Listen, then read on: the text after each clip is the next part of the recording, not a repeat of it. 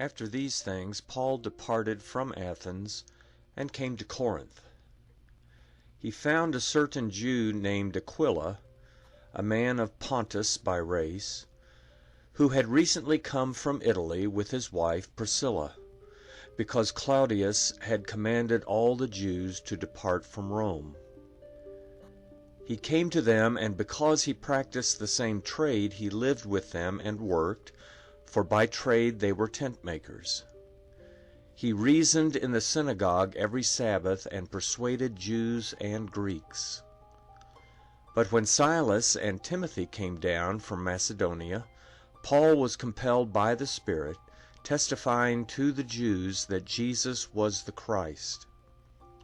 When they opposed him and blasphemed, he shook out his clothing and said to them, "Your blood be on your own heads. I am clean. From now on I will go to the Gentiles."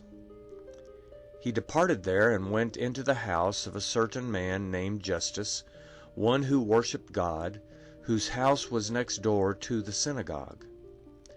Crispus, the ruler of the synagogue, believed in the Lord with all his house.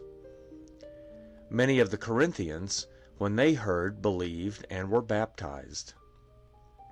The Lord said to Paul in the night by a vision, "Don't be afraid, but speak and don't be silent, for I am with you, and no one will attack you to harm you, for I have many people in this city." He lived there 1 year and 6 months, teaching the word of God among them. But when Gallio was proconsul of Achaia, the Jews with one accord rose up against Paul and brought him before the judgment seat, saying, "This man persuades men to worship God contrary to the law."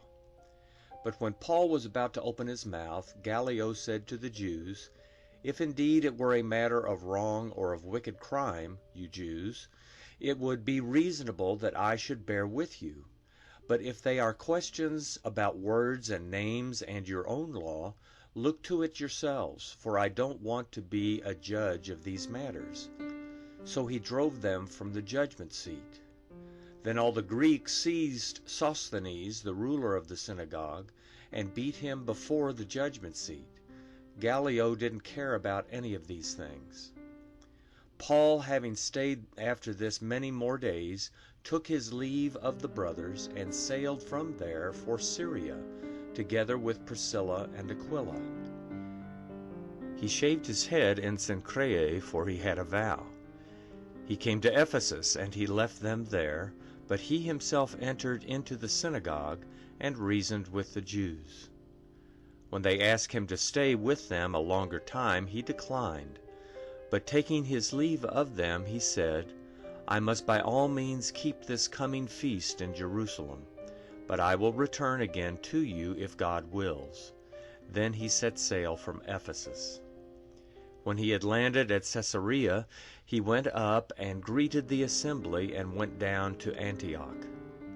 Having spent some time there, he departed and went through the region of Galatia and Phrygia in order, establishing all the disciples. Now a certain Jew named Apollos, an Alexandrian by race, an eloquent man, came to Ephesus.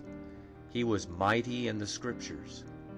This man had been instructed in the way of the Lord, and being fervent in the Spirit, he spoke and taught accurately the things concerning Jesus, although he knew only the baptism of John.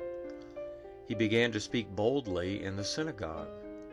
But when Priscilla and Aquila heard him, they took him aside and explained to him the way of God more accurately.